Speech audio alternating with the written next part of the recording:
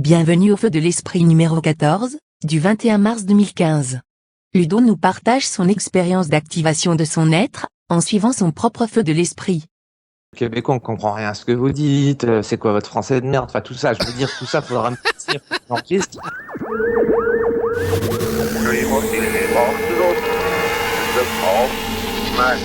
Le monde semble sans but, sans direction. Arrête de patauger dans la confusion chaotique. Si les choses te sont incompréhensibles, faut alors en faire sens, en faire jaillir l'ordre, délaisser la souffrance de l'ignorance. Bienvenue à la simplicité de ton alignement avec ce qui est, ta puissance d'être liée à la force de la vérité. Bienvenue à l'exploration de ton soi dans l'univers, à l'activation de ton être. Bienvenue à ton feu de l'esprit.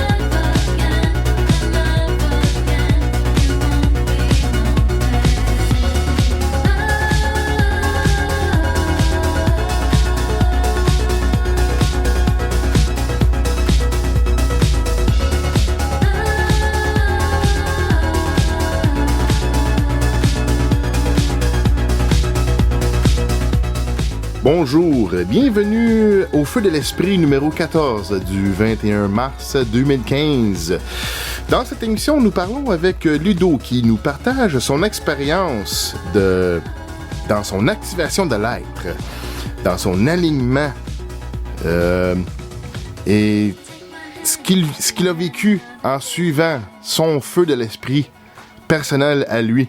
Et Ludo, c'est un ancien collègue de radio qui a disparu depuis, ça fait quelques années, mais là, il refait surface et en nous contactant, il nous fait un partage qu'il a vécu des choses, une transformation importante dans sa vie, dans de lui-même.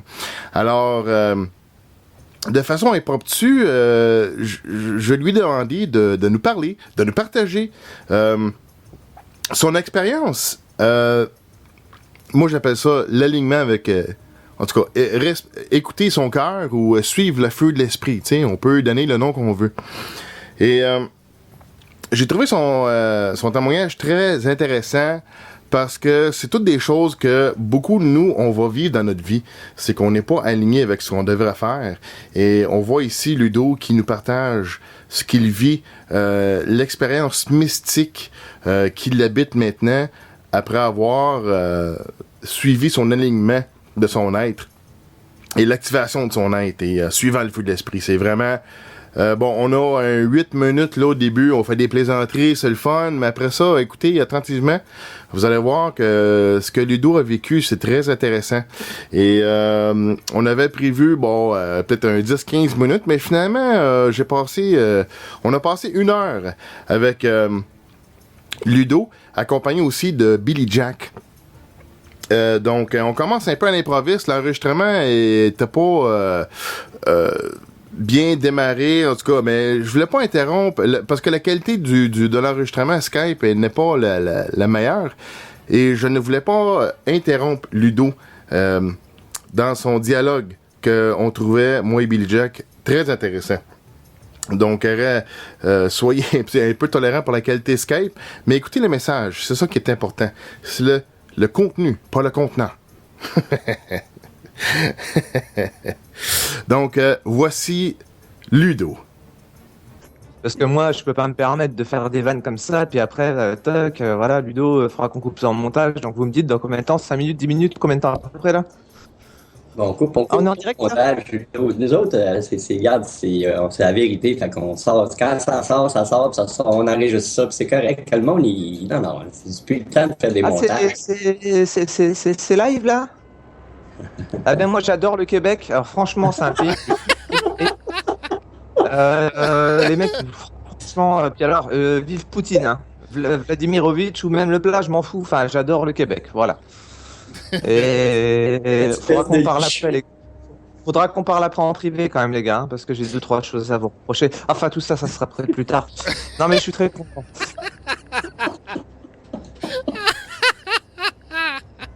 Botrax, la prochaine fois que tu invites un invité, ok, avertis-moi, on va en parler en privé. Là, Attends, j'ai eu aucun briefing, moi. Hein. Botrax, il m'a dit, attends, je reboote mon PC, puis là, il m'envoie Ready. Bah, moi, Ready, ouais, en tant que Français qui parle pas anglais, donc Ready, quoi, ouais, bah, moi, je recopie, je fais un copier-coller, Ready, ouais, ouais, pas de problème. Ah là là là là là là. Bon, écoutez, les gars, sinon, comment ça va dans votre pays, hein? Ah, ça ça va. va dans la neige. Ouais. Non, non, vous êtes plus, là, ça y est, c'est le printemps, là. C'est le printemps, mes chers amis, là, les caribous ont perdu leur corne, là, ça va mieux, non? Non, c'est parce qu'ici, c'est peut-être le printemps, mais il neige, là. Présentement, je te compte pas de faire. C'est pour si la nuit prochaine, ils nous annoncent à peu près une température de moins 28. Sans déconner. Mais où ça? À Montréal ou à Québec? Dans la province, à Québec, à grandeur de la province. Tu sais, écoute, la température ici, là, c'est vrai que c'est grand, là, mais c'est pas juste sectoriel. Il fait pas moins 28 à Montréal puis 40 à Québec. Ça marche pas de même. Oh, putain, j'écoutais Richard Glenn dimanche dernier. Il était prêt à sortir le barbecue dimanche dernier. Ouais, lui, Il était prêt à faire ses vidéos rendues de nouveau en plein air avec le feu de printemps et tout. Et vous me dites qu'il neige. Je comprends plus rien. ouais, ben, c'est ça. La semaine passée, peut-être que lui, il sentait la chaleur, mais cette semaine, c'était pas nécessairement la chaleur. Bon, est-ce que vous avez vu un bout d'éclipse ce matin, les enfants? Non. Non. Non, vous avez rien? Parce qu'il y avait les. Non, attention, moi je suis tellement bon en géographie que je me dis que les îles Féroé, c'est pas loin de chez vous. Mais bon, je dois avoir tout faux encore. Je sais pas, j'ai vu ça à la télé. Ouais, tu dois Bon. peut-être reprendre ton cours de géographie, mon ami. Ouais, non, bah 37 ans, je compte bien y retourner là, t'inquiète. Je vais repasser mon baccalauréat bientôt là. Bah écoute, hein, nous en France, on a vu que dalle parce que bah, je sais pas pourquoi. Franchement, c'est bizarre, ils annoncent un beau temps. Et puis t'as des petits avions de temps en temps qui passent, qui font des traînées. On sait pas pourquoi elles restent maintenant, alors qu'avant elles restaient pas. Bon, voilà, c'est des traînées de condensation tout à fait naturelles. Hein. C'est de la condensation d'eau pure. Hein. Il n'y a pas de chimie, il n'y a rien de tout ça. C'est pas volontaire du tout. Donc voilà. Mais bon, ça craint quand même quoi. Donc on n'a rien vu quoi, en gros, voilà. Ouais, mais tout ça, c'est la faute à la pollution. Tu comprends? Il y a moins d'air, donc les cochonneries qui sortent des moteurs, les gouttelettes d'eau, ben, ça reste des gouttelettes d'eau, mais ça reste longtemps. Ça Ah, pue. Tu sais, c'est du n'importe quoi, ouais. mon ami. C'est... Ouais, je suis entièrement d'accord. Puis d'autant plus que maintenant ils le disent à la météo ouvertement. Tu sais, un léger voile nuageux sur le nord-est. Parce que je suis du nord-est de la France. Et maintenant ils disent un léger voile numéro. Un léger, qu'est-ce que je dis? Un léger voile nuageux. Donc maintenant ils le disent. Ils vont pas dire chemical trace. Ils vont dire un léger voile nuageux. Et puis comme ça habitue les gens. Puis de toute façon, voilà, on va pas faire un débat sur les chemtrails. Mais bon, bref, moi je comptais bien hein, parce que bon, j'ai quand même du matos, j'ai un télescope et tout. Je suis toujours à fond dans les ovnis. J'ai pas changé. Et bah, j'ai rien pu voir de cette putain d'éclipse de merde à cause des traînées d'avions totalement naturelles qui bouchent le ciel. Eh On va oui, pas le eh relais. oui. Eh oui, oui, c'est ça.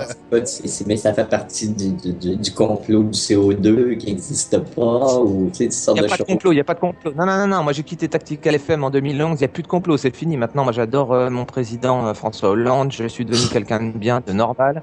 Roch La Rochelle, il dit que des conneries, et voilà. Non, non, non, il n'y a pas de complot. L'État nous sert et nous fait du bien, l'argent, hein, les banques veulent notre bien. Notre bien, hein. Et Ouais, non, non, non, il n'y a plus de complot. Moi, c'est fini. Non, non, moi, j'ai fait des gardes à vue, c'est bon, c'est fini tout ça. Hein. Oh là là, et voilà. les banques, Hein. ouais, les banques veulent notre bien, mais ils vont l'avoir. Ouais, c'est parti là. C'est pour ça que je dis, ils veulent notre bien. Hein. À chacun de l'interpréter selon son paradigme personnel. Voilà, j'arrivais à parler comme ça, quoi. Putain, vache. Ben oui. Ah, t'as pas besoin d'aller retourner faire ton bac?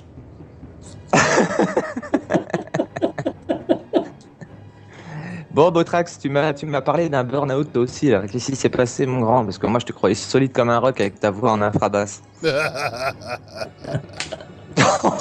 je te dis pas, ça vibre jusque dans le tapis de l'appartement.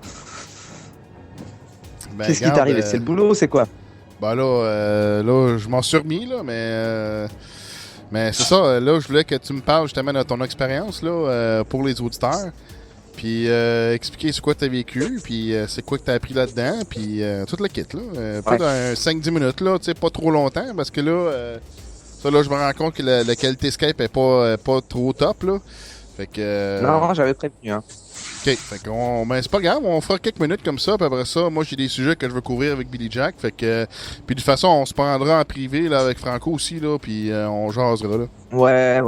Non, mais j'arrive un peu, comme on dit chez nous, comme un cheveu sur la soupe, hein. C'était pas prévu. Ouais. Mais bon, non, parler de mon vécu comme ça, c'est un peu trop tôt, là. Faut qu'on apprenne à se connaître pour l'instant. Non, ce qui s'est passé, moi, voilà, je t'expliquais tout à l'heure par message sur Skype.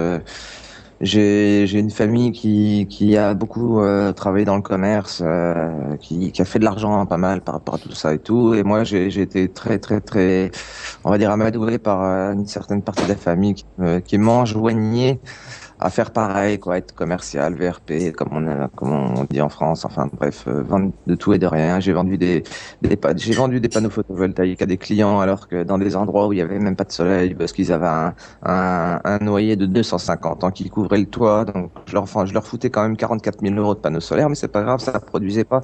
Mais bon, bref, j'ai été poussé dans cette voie-là et je crois que je m'étais pas trouvé moi-même. Le truc, c'est que tu fais des cauchemars et il arrive un moment, parce que quand tu as une conscience qui travaille, parce que je suis quand même un gars, on va dire, qui est quand même au service des autres et pas au service de soi.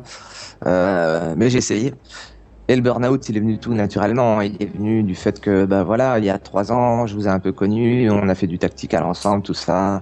Et là, qu'est-ce qui s'est passé? C'est que je commençais à parler de choses que je n'appliquais pas moi-même, en fait. Je donnais des conseils de vie que je rêvais d'appliquer moi-même, mais que je n'appliquais pas encore dans cette période-là, parce que moi je disais il faut être humaniste, il faut être fraternel, il faut aimer les autres, il faut, peu importe la religion, la façon de penser, il faut pas juger les gens, le changement de paradigme, on doit le créer nous-mêmes, la spiritualité c'est important, mais tout ça je le disais, je savais que c'était important, mais je l'appliquais pas parce que j'étais, on va dire, pourri par un milieu financier, commercial qui me poussait à être quelqu'un qui ne me ressemblait pas du tout intérieurement. Et finalement, quand on se force à être quelqu'un qu'on n'est pas, il arrive à un moment, on pète un câble. C'est ce qui m'est arrivé. C'est pour ça que j'ai un peu disparu. Bot, je te le dis, je l'ai dit à Q3, enfin à Franck, j'ai expliqué. C'est pour ça que j'ai disparu un petit peu sans laisser de traces, parce que voilà, il a fallu que je m'éloigne, il a fallu que je parte un petit peu à l'étranger, que je me ressource un petit peu. Et puis là, je me retrouve, j'ai monté une boîte où voilà, je fais du service aux personnes, comme je te disais, aux personnes âgées, les personnes à mobilité réduite, des gens qui n'ont pas les moyens de faire leurs courses. Moi, je leur fais leurs courses.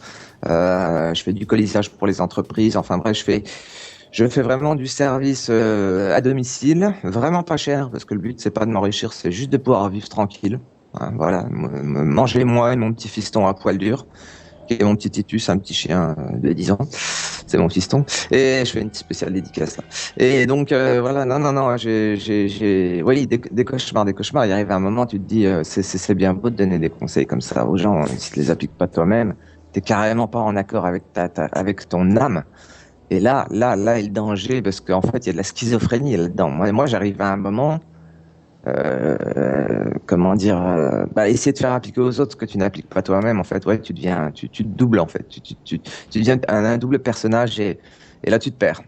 Et en se retrouvant, voilà, moi j'ai trouvé ma voie, et ma voie c'est, je sais qu'il y a plein de gens dans ma ville, des personnes âgées, des handicapés qui ont des soucis pour faire leur commission, pour se déplacer, tout ça, qui sont vachement isolés, parce qu'on pense pas à ces gens-là, en fait, hein. On a tendance à avoir les gens actifs qui se démerdent très bien. Et on pense pas à ceux qui restent chez eux, qui sont coincés. Il n'y a pas forcément trop de services des mairies et tout ça qui sont attribués à ces personnes-là.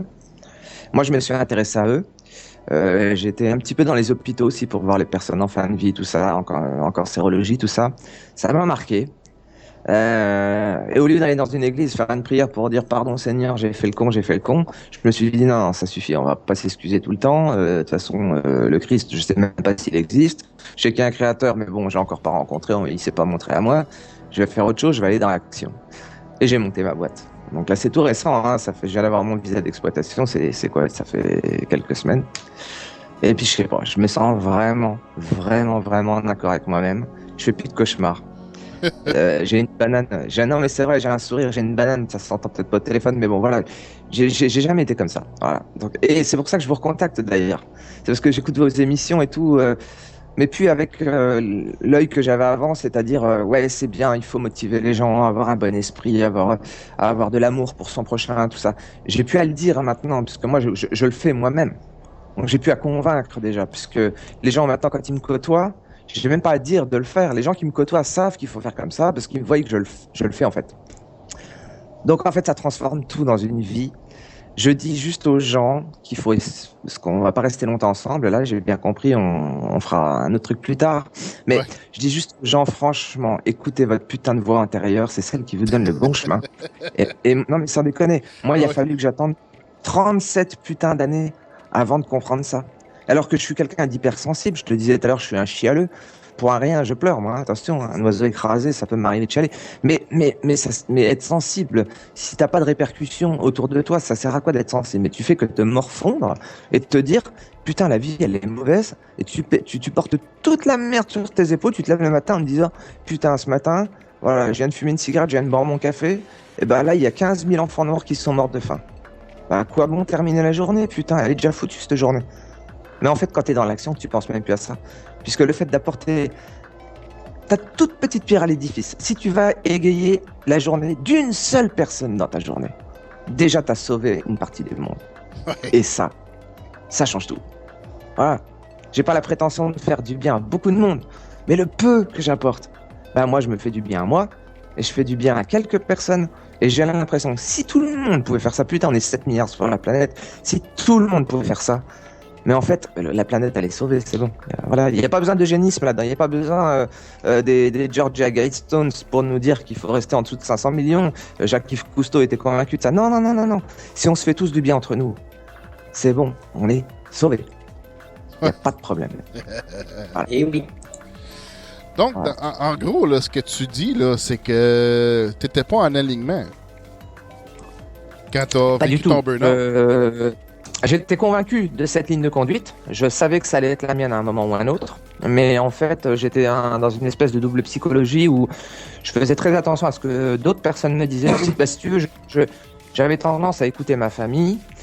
La lignée, tu sais, qui te dit il faut que tu gagnes de l'argent, il faut que tu sois comme ça, notre famille, c'est la famille Intel, machin, tu peux pas te permettre de baisser le niveau de la famille, on est connus, on est tous des commerçants depuis tant d'années, machin, machin.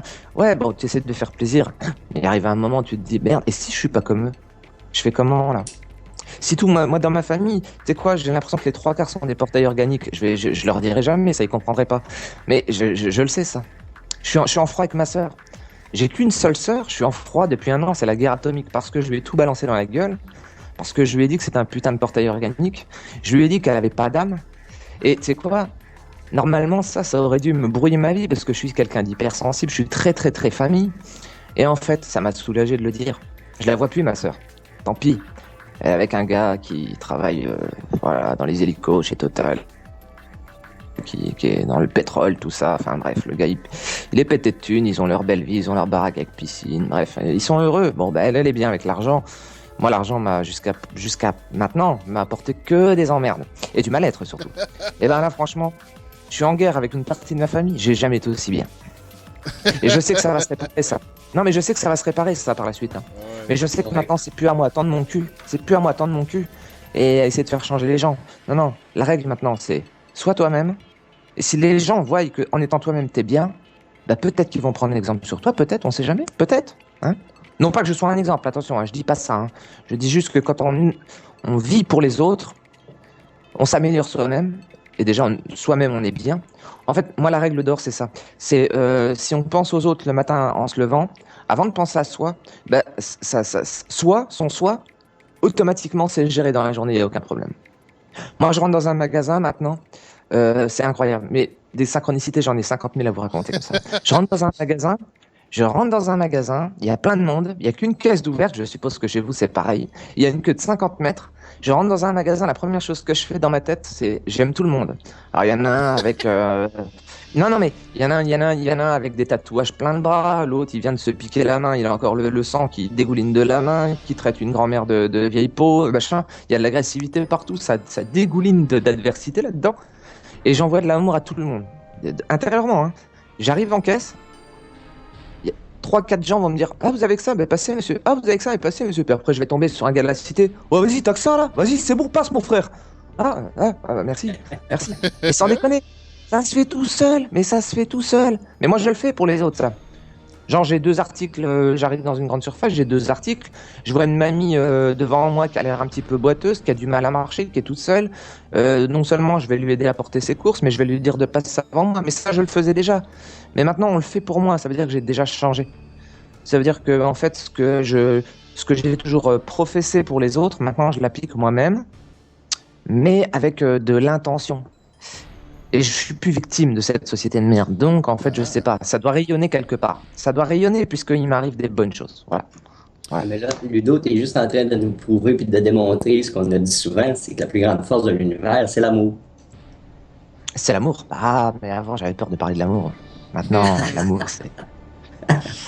c'est... Voilà, c'est tout. C'est tout. Ouais, c'est ça. L'amour, c'est juste pour les poètes. Moi, on m'a toujours fait comprendre que l'amour, c'est de la faiblesse. Maintenant, je sais que c'est une force. Ah! C'est la plus grande force de l'univers. Ceux qui disent que c'est une faiblesse parce qu'ils l'ont pas encore vécu, ils l'ont pas encore ressenti. Ouais. Puis tu sais, hein, nos aïeux, hein, ils ont eu chez nous ce qu'on appelle les 30 glorieuses. Moi, mes parents, ils ont connu des périodes de plein emploi où mes parents n'avaient pas de... Ils quittaient un boulot, ils en avaient 5 le lendemain. C'était pas un problème. Aujourd'hui, tout est différent. Donc aujourd'hui, tes parents ils t'inculquent un truc, c'est qu'il faut être compétitif, qu'il faut de l'adversité, qu'il faut marcher sur les autres pour pouvoir y arriver, parce qu'eux ont connu un bien-être que toi, tu connaîtras certainement jamais. C'est pas ça la leçon qu'il faut prendre. C'est pas du tout ça la leçon qu'il faut apprendre à ses enfants. Et je leur en veux même pas, mes parents. Mes parents, ils ont essayé de me préparer à une vie qui est très difficile. Mais en fait, mes parents, ils ont juste oublié de me dire « Fais et essaie de faire ce que tu aimes. » Quand tu fais ce que tu aimes, en fait, tu travailles même pas. En fait, faire ce qu'on aime, c'est même pas un travail. Hein. Moi, je vais pas travailler tous les jours. Moi, je vais discuter avec des mamies, je m'éclate, des handicapés, et puis voilà. Moi, je passe ma journée à m'éclater. Et j'ai attendu 37 ans pour ça, et j'ai fait 2 tentatives de suicide. Hi. Voilà, c'est con, hein. Hi. Voilà. Fait que tu vois, regarde, bon, le feu de l'esprit numéro 13, on a parlé avec Laurent de stopmensonge.com, puis lui, il avait parlé de son burn-out. Tu sais, moi aussi, j'ai passé par un burn-out là, en 2013, 2012. Là, je m'en suis remis, puis tu vois, regarde, là, toi aussi, maintenant, tu relates... un épisode de Burnout, puis tu sais, le message là-dedans, dans nos 3 expériences, c'est vraiment de suivre ce qui nous fait plaisir, de suivre nos passions, en fait. Là. C'est carrément ça, puis de suivre le plaisir personnel. Tu sais, ça a l'air égoïste comme ça, mais non, c'est ça, c'est suivre, fais donc ce que tu aimes faire. Puis comme tu dis, regarde, dans ta famille, dans l'entreprise ou la business de la famille, tu as perdu ton identité dans cette aventure-là. Et là, maintenant, tu prends ta place et là, tu deviens ce que tu dois être, là, tu sais. Ouais.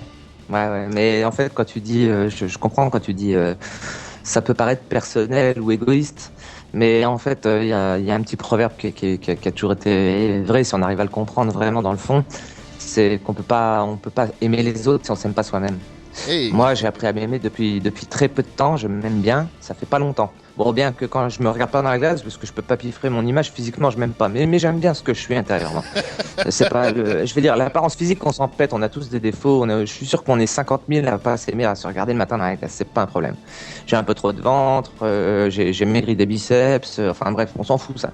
Mais par contre, j'aime bien la façon dont je suis maintenant, puisque ça me permet d'aimer les gens ouvertement. Et de récolter de l'amour. Parce qu'en fait, quand on aime bien avoir du retour aussi. Mais attendre du retour, on n'en a pas. Et quand t'attends rien, par contre, c'est là que tout vient en fait. Mais c'est toujours le même délire. Hein. Avec les nanas, c'est pareil. On a toujours dit, cherche une nana, tu auras du mal à la trouver. Et le jour où t'en as une, mais elle te drague toutes. Parce que t'as une espèce d'aura, avec ta nana, tu te trimbales en ville. Et là, toutes les nanas qui te regardaient pas avant, elles te matent comme des folles. Mais c'est exactement ça en fait. C'est une leçon qui est toute bête à comprendre. C'est qui est vraiment toute bête à comprendre, mais alors elle est très dure à appliquer parce que moi je pense que c'est une prise de conscience. On parle toujours d'un déclic. C'est un déclic, mais on peut même pas se l'imposer. On peut toujours se la raconter en disant ouais ça marche comme ça la vie et tout. Moi je le disais déjà avant ça. Mais tant que ça m'était pas arrivé, bordel de nom de Dieu. Excusez-moi de jurer comme ça, mais je ne faisais que prêcher du vent quoi. Non, c'est que tu l'avais pas intégré dans voilà, l'expérience. Faites comme je dis, mais faites pas comme je suis quoi. Ouais. La meilleure façon d'enseigner, c'est d'enseigner par l'exemple. Alors, quand tu es heureux, puis tu rayonnes, puis tu fais ce qui te rend heureux, même si ça a l'air banal pour d'autres, ou ça a l'air ridicule, mais quand toi, tu es heureux, tu rayonnes tellement que tu finis par... C'est comme un effet de diapason, ou c'est un effet d'entraînement énergétique. Comme l'amour, c'est très, très fort, ben, quand tu rayonnes ça, tu influences les autres autour de toi. Ouais, c'est là qu'on rentre un peu dans le New Age et tout, que on parle d'aura, de corps subtil, de machin. Moi, tout ça, ça me faisait bien marrer avant. Mais là, je suis en train de me rendre compte qu'on a vraiment des sphères d'influence en deçà de ce corps physique, en fait. Quand on rayonne de l'amour, en fait, on rayonne pas à 1 mètre, on rayonne à 35 mètres, quoi. Je veux dire, moi, je le vois, j'ai des nanas comme des mecs qui se retournent parce que je passe, je veux dire, au coin de la rue, mais parce que le gars, quand je le vois, il est habillé bizarrement, il a l'air d'être pauvre, il boite et tout, puis je le regarde, je lui dis merde, t'as pas l'air d'avoir trop de bol, j'espère que ça va aller mieux dans ta vie. Juste penser ça comme ça, le mec il se retourne des fois. Tiens, non mais je pense trop fort, il m'a entendu penser ou quoi? Alors t'en as un qui va me tirer de la gueule, t'en as un qui va me faire un sourire, mais celui qui va me tirer la gueule en promenant le chien le soir à 19h30 dans le square du quartier, je vais le revoir avec son propre chien à lui, et lui qui me tirait la gueule la journée, il vient me parler en me disant t'as pas une cigarette s'il te plaît? Et là on commence à discuter 3/4 d'heure. Et non mais voilà, je sais pas, c'est inexplicable. J'ai vraiment apprécié les paroles de Laurent de Stop Mensonge quand il a un petit peu raconté son burn-out. J'ai pas tout entendu encore, j'ai pas encore eu j'ai pas eu l'occasion de tout écouter, mais voilà, parce qu'il a une expérience assez marquante apparemment lui aussi. J'en connais pas plus que vous sur lui, mais je suis en train d'essayer d'entrer en contact avec lui, mais apparemment lui aussi a connu quand même pas mal de hauts et de bas, et c'est le genre de spiritualité que je reconnais à moi, et Botrax apparemment mais en fait on se ressemble énormément tous, je me rends compte. Même Billy Jack, tu me connais pas du tout. Billy Jack, tu me connais pas, mais moi je t'ai entendu plein de fois et j'aime beaucoup ta spiritualité, je te le dis, et je me rends compte que là en fait on a énormément de points communs. Et tu sais, sur cette planète, je vais te dire un truc, on a beaucoup de divergences, et c'est ce qui crée les guerres et tout ça, les conflits et tout ça. Mais en fait, si on s'attachait non pas à nos quelques divergences, mais à tous les points communs qu'on a, nom de Dieu, je le redis une fois, mais merde, faisons une secte mondiale, quoi, qui s'appelle amour, fraternité, gloire et beauté, je sais pas. Il y a moyen de s'entendre, quoi, il y a moyen. Il faut juste que les gens fassent attention à eux, et après, ils feront attention aux autres. Voilà. C'est con, ça passe par soi. Moi, j'ai toujours rejeté cette théorie-là, où on disait toujours aime-toi toi-même. Le New Age, c'est ça, c'est tout est à l'intérieur. Le Dieu est à l'intérieur. Moi, j'étais enfant de cœur. Je suis issu d'une famille espagnole très catho, et on m'a toujours dit voilà, ton prochain. Et puis finalement, on m'a toujours dit toi, ta réussite financière. Alors c'est ton prochain pour l'amour et ta réussite financière pour toi. En fait, les deux sont complètement incompatibles. Mais maintenant, quand moi je m'arrive à un moment, je me suis dit, et peut-être que si je m'apprenais à m'aimer, je prenais le temps de me poser, de m'analyser en profondeur, de m'aimer, s'il faut de me faire suivre. J'ai eu des psychologues quand même, j'en ai eu 3. Il y en a 2 qui m'ont pas convenu, il y en a un qui m'a très bien convenu. Et puis arrive à un moment, le déclic qui est arrivé, quoi. Apprends à t'aimer, et les autres, tu les aimes sans problème après. Il n'y a aucun souci. Il n'y a aucun problème. C'est très fort ce que tu présentes, là.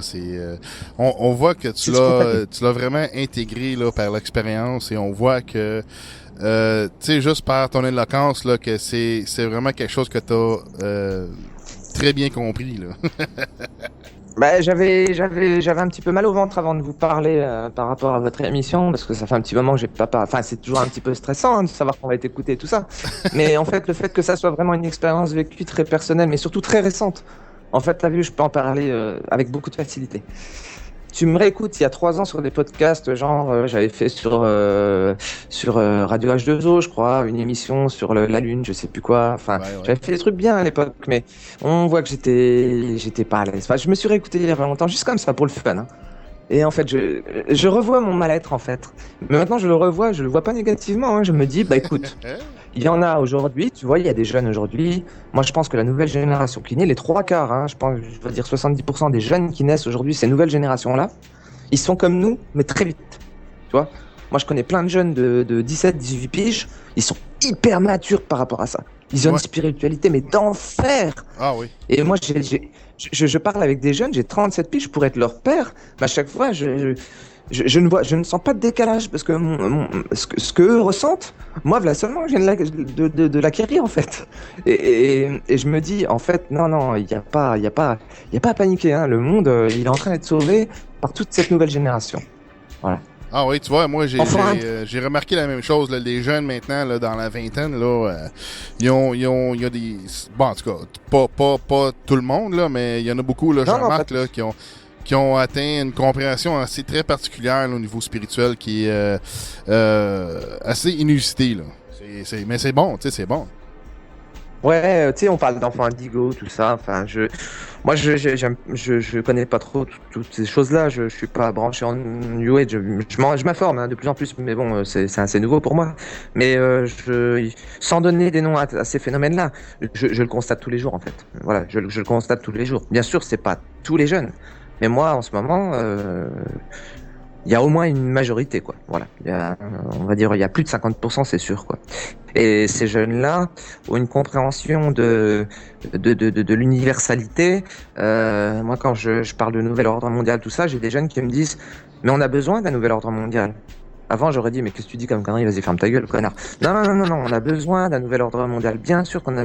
Bon, tu peux enlever l'ordre, hein, mais on a besoin d'un nouveau monde, bien sûr. Voilà. Mais pas dirigé par des élites, bien sûr. Mais ce nouveau monde, bien sûr qu'on en a besoin. Je pense que l'universalité, on en a tous besoin. Hein. Pour nous rapprocher, du moins, hein, je veux dire. Hein. Moi, j'étais très nationaliste. Je peux même le dire. Il y a encore pas longtemps, j'étais national-socialiste. Je le cache pas. Très Dieudonné, très Alain Soral, enfin voilà, j'ai fait partie du mouvement et tout ça.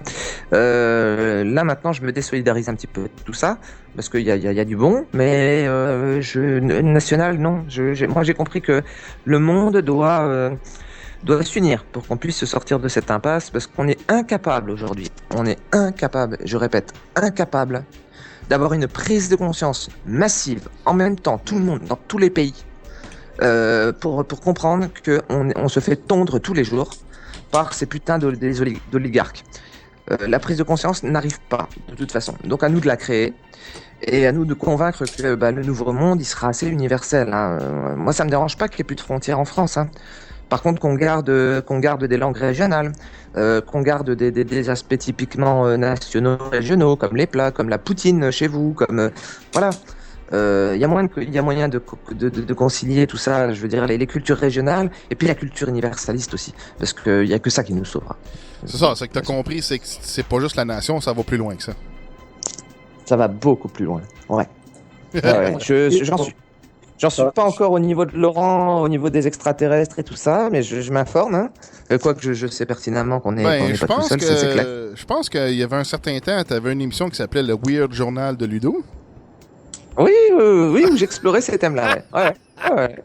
Donc, j'ai toujours été intéressé. Hein. Ouais, je pense pas que c'est trop étrange pour toi, là. Non, c'est juste que c'est quelque chose que j'aimais explorer, mais que pareil, c'est un peu dans ma période schizo. Hein. C'est quelque chose que j'aimais explorer et faire explorer, mais par contre, je ne l'acquiesçais pas moi-même, si tu veux, tu vois. Donc, j'avais déjà un désir de partage et quelque part, c'est que je me cherchais vraiment. Vraiment, tu vois, j'étais vraiment dans la période où peut-être que tu peux te trouver en allant chercher les autres. Voilà. Donc, mais bien sûr que je suis convaincu que la vie ailleurs, puis je suis même convaincu qu'on est aidé, parce que tu sais, le monde part tellement en couille que je sais très bien, enfin, tu regardes les conférences du National Press Club sur Robert Salas, tout ça, enfin, tous les gars qui ont été militaires, qui ont gardé des zones de nuke, là, de trucs nucléaires et tout ça, où ils ont vu des ovnis qui ont désactivé les têtes nucléaires. Moi, je sais qu'on a été aidé maintenant, je le sais. Ouais. Parce que ça fait longtemps qu'on aurait déjà dû péter, hein, quand même. Hein. Justement, je parlais de ça avec quelqu'un hier, que des ovnis qui désarmaient des armes nucléaires. Eh oui. Carrément. C'est arrivé à plusieurs reprises. C'est arrivé à plusieurs reprises à part là-dessus. Ouais, t'as raison, Billy Jack. Ouais. Donc c'est plus une coïncidence, là. Hein. Non. Ouais. Non, ou sinon, ils ont vraiment un problème d'électronique, tu sais. Ouais, bah, à répétition, ouais. Non, mais bon, voilà, on va éviter d'être orwellien et on va se dire que, bien sûr, on a assisté, quoi, c'est clair. Mais maintenant, je sais pas si vous vous rendez compte, enfin, moi, j'ai une sensation que là, vraiment, ce monde d'oligarques, de plutocrates, là, ils se cachent même plus, en fait, en ce moment, hein, pour nous balancer leur loi à la con, répressive et tout. En ce moment, j'ai l'impression qu'à chaque fois qu'il y a une opération, je vois quasiment un false flag à tous les coups. Je suis désolé, mais le truc du 11 janvier, Charlie Hebdo, tous mes potes et tout, tu viens de mal à manif et tout, puis comme un con, moi j'étais pas Charlie, quoi. Mais voilà, j'ai fermé ma gueule, hein. Et puis aujourd'hui, j'ai des potes, les mêmes là, qui m'envoient des articles, comme par exemple, alors j'ai un pote qui m'envoie un article, et c'est un mec, il était très Charlie, hein, par contre. Hein. Il m'envoie un article comme quoi le magasin l'hypercachère avait été vendu 2 jours avant par son propriétaire. Je dis, tiens, ça me rappelle une certaine opération du Larry Silverstein, qui avait vendu le World Trade Center quelques jours avant. Et ces gens-là, qui se foutaient de ma gueule le 11 janvier, tu vois, le fait que j'ai rien dit, mais je leur ai juste mis la puce à l'oreille, du style, il y a deux, trois petites embrouilles, hein, la pièce d'identité, machin. Et ces gens-là, aujourd'hui, ils me disent, hey, t'as vu, c'est passé ça, t'as vu? Oui, c'est bien, 3 mois après, c'est déjà pas mal, il y a des progrès, mais bon, c'est bien. Non, je vais pas t'engueuler, mec, tu es en train d'avancer, y a pas de problème, chacun a son rythme. Non, mais voilà, je rigole, mais c'est des gens hyper sérieux qui travaillent en administration et tout, enfin, tu vois, des fonctionnaires et tout, donc, voilà. Mais voilà. Ils n'ont pas le choix de se réveiller parce que avant, comme je le disais, à un moment donné, quand le mensonge prend l'ascenseur, la vérité prend l'escalier. Fait qu'elle arrivait toujours un petit peu après. Mais là, c'est rendu qu'il doit y avoir un ascenseur pour la vérité parce qu'elle arrive quasiment en même temps que le mensonge, tu sais. Ouais, c'est pas mal ça. Ça, je vais le garder. Si t'as pas mis un trademark là-dessus, je vais le réutiliser ça. Non, il ne se cache même plus là. Mais ça devient grossier. Regarde, là on arrive près des élections là, départementales en France. Ils viennent de voter une loi, je sais plus si c'est hier ou avant-hier. Ils savent très bien qu'ils vont perdre contre le Front National. Ils sont complètement paumés. Hein. Mais tu verrais Emmanuel Valls, il a la main qui tremble comme je sais pas quoi. Enfin, c'est rigolo à voir. Et ils savent qu'ils vont paumer, hein, ceux qui sont au pouvoir chez nous, les socialistes en ce moment. Ils savent tellement qu'ils vont perdre qu'en fait, ils ont voté une loi pour doubler leurs indemnités en cas de défaite. Défaite en cas d'élection. C'est-à-dire que tous ceux qui ne seront pas réélus parce qu'ils seront en défaite, ils vont avoir un chômage 2 fois plus long que ce qui était prévu. Mais ça, ils l'ont fait passer avant-hier, personne n'en a parlé. Hein. Non, mais tu vois, ils préparent leur truc. Et moi, je vois ça, je dis, mais attendez les gars, mais c'est trop gros ce que vous faites. Mais je sais pas, mais prenez un minimum de précautions, planquez-vous, faites ça discrètement, je sais pas, moi. Je sais pas, vous. Et non, mais voilà, t'as carrément, je veux dire, Valls, il a plus qu'à prendre une ligne de coke devant le Parlement, et puis on sera dedans, quoi. Je sais pas, ils se planquent même plus, ils sont tellement en panique, mais c'est le moment clé où ils font des erreurs en ce moment. Parce qu'ils sont hyper paniqués. Et je pense que c'est le moment clé où les gens peuvent prendre conscience de tout ce que nous on raconte depuis un petit certain temps, et tous ces gens qui nous disaient, ouais, t'es un conspirationniste, théoricien du complot, machin, ta. Mais là, les gens, ça y est, ils se disent, merde, putain, il disait vrai, ce con. Et oui.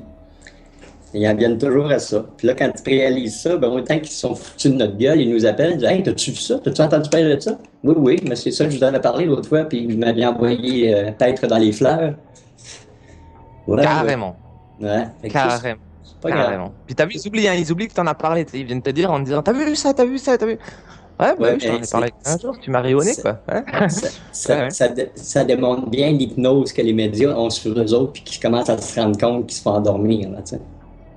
Ouais, mais je ne juge pas parce que justement, tu vois, j'en rigole, mais je ne juge pas parce que j'ai fait partie de ces moutons et j'en fais certainement encore partie aujourd'hui parce que je ne suis pas dehors avec ma pancarte ou je sais pas comment réagir aujourd'hui, hein. Moi, je dis toujours qu'il y en a un qui se lance en premier et je le suivrai en fait, mais si personne se lance en premier, personne n'ira. Mais je suis encore dans l'expectative. Moi, je ne sais pas si le mouvement du 14 juillet initié par Éric Curie, je sais pas si vous connaissez un petit peu la démosophie, je sais encore pas si c'est le bon truc. Je sais pas comment agir. Tout ce que je sais, c'est qu'à mon simple niveau, moi, par rapport à mon état d'esprit nouveau, qui est récent, les gens à qui je parle de ça maintenant ne me prennent plus pour un mec qui a un espèce de double visage, quoi. Le mec qui est ancien gendarme, le mec qui est ancien flic, et puis le mec qui va dénoncer voilà, des gardes à vue abusives, tu vois, le mec qui mange le chocolat puis qui le recrache, quoi, tu vois. Donc maintenant, les gens me prennent un peu plus au sérieux. J'ai pas à parler autant maintenant. Les gens, ils viennent me voir en me disant, t'as vu ça, machin? Ouais, bah écoute, oui, effectivement. Bah, écoute, hein, tu penses que tu veux, mais bon, oui, peut-être que c'est ça, on n'en sait rien. Mais bon, non. On est dans une phase de transition, je le dis depuis assez longtemps, mais là, maintenant, la transition, moi, je la vis. Je ne suis plus en train de dire, comme en 2011, quand on faisait des podcasts et tout ça, on est dans une phase de transition. La résonance de Schumann, elle est à 7,83. Non, je suis plus là-dedans, moi. Moi, maintenant, je suis dans l'action. Voilà. Et je me fous de savoir. Je me fous de savoir quand est-ce que les Pléiadiens vont débarquer, machin. Je n'attends plus. Non, mais sérieusement, non, mais ils viendront peut-être, j'en sais rien. Mais je n'attends plus de sauveur externe, en fait. Parce que non, c'est ça. Tu t'es investi dans l'interne, dans ton intérieur, dans ton souhait. Et c'est ça. Comme tu dis, là, tu es dans l'action. Puis là, quand tu es dans l'action, ben là, tu vis des synchronicités, tu vis l'amour, tu vis des belles choses. Ouais. Voilà. Et ça n'a pas de prix. Ça n'a pas de prix. En fait, tu n'attends plus rien de l'extérieur parce qu'en fait, ce que tu vis au jour le jour te plaît. Donc en fait, tu n'es plus dans l'attente d'une solution.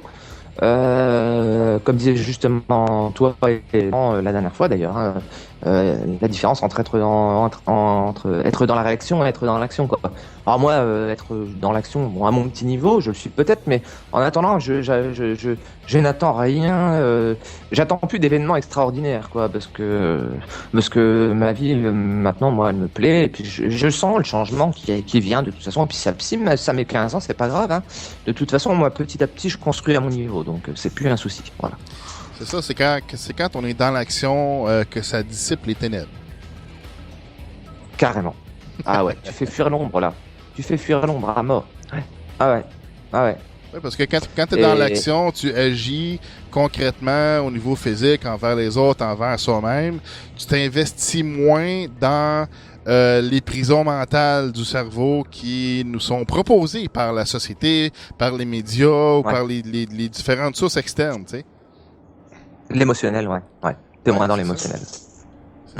Ouais. Et puis quand t'as la malchance d'être hyper émotif comme moi, ça c'est le piège à con, hein, parce que ça te bloque longtemps et lourdement, quoi. Bienvenue dans le club, Ludo. Non mais tu sais, Billy Jack, tu me connais pas, mais je te connais en fait. Tu vas rire de ça, mais bon voilà. Je t'ai entendu plein de fois et je sais que t'es un hypersensible aussi. Mais bon, mais ça peut être un handicap, mais en fait on peut le transformer en force, hein, ça. Hein. Botrax, c'était pareil, hein. Si t'as fait un burn-out, tu sais très bien c'est pourquoi. Voilà, tu t'es posé beaucoup de questions aussi, mais non, on a juste à transformer ce qui peut apparaître comme un défaut dans ce monde très autocratique, très pouvoir, très tout ça. On a juste à le transformer en force et en fait, moi maintenant, c'est rigolo. Hein. J'en arrive à un tel point, c'est quand il fait froid et qu'il pleut dehors, je me fends la gueule pendant qu'il y en a qui sortent leur parapluie, j'imagine qu'il fait chaud et lourd en fait. Non mais sans déconner, mais ça peut aller sur n'importe quoi parce que ça va plus me démonter moi le froid et la pluie. Je vais être en scooter ou en vélo, je veux dire d'habitude c'est oh putain, vas-y c'est le temps de merde, j'en ai plein la gueule. Ah putain, ça caille. Ah, j'ai pas pris les gants, putain. Ah non, maintenant je me fends la gueule quoi. Voilà, je me fends la gueule, tu sais, c'est tu t'habilleras mieux, t'y penseras puis c'est tout quoi. Je veux dire, il y a moyen de prendre la vie vachement plus facilement. On se la complique beaucoup alors que ces gens, cette élite mondiale cherche à nous la compliquer énormément. Et nous, si on rajoute une dose de Nutella qui est mauvais à la santé là-dessus, je veux dire, mais c'est l'enfer. Mais moi, là seulement, je m'en rends compte à 37 piges, quoi. Hein, donc j'en ai pas honte, mais je me dis, j'ai mis du temps quand même. Hein. J'ai mis du temps. Est-ce que tu considérerais que maintenant tu rentres dans ta deuxième phase de vie? Ah, carrément. Oui. Je suis plus victime. Je ne suis plus victime. Déjà. Alors, je ne sais pas s'il y aura une troisième phase, certainement. Hein, je vais encore avancer beaucoup plus. Je vais certainement découvrir plein de choses. J'en suis vraiment au début, on va dire au début du début. Non pas de l'éveil, mais du pseudo-réveil. Parce que je connais des gens... je compte... Voilà, je vois en fait, des c'est le début de la vraie vie.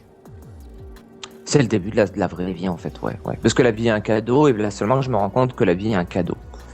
Voilà. Avant, je voyais ça comme, de toute façon, vivement la mort. Je sais que la vie, c'est une tarte de merde, on en bouffe un bout tous les jours. Et puis, je sais que, de toute façon, on meurt pas. Jusqu'après, on a droit au paradis, après tout va bien. Tu regardes les conférences de Jean-Jacques Charbonnier, machin, médecin anesthésiste, la vie après la vie, machin, tout ça.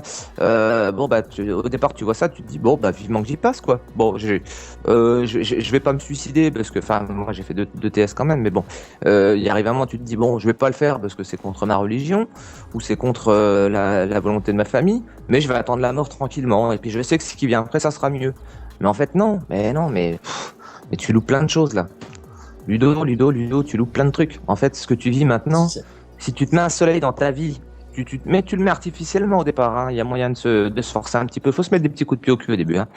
Mais après, le soleil, il reste tout le temps, quoi. Même quand il pleut.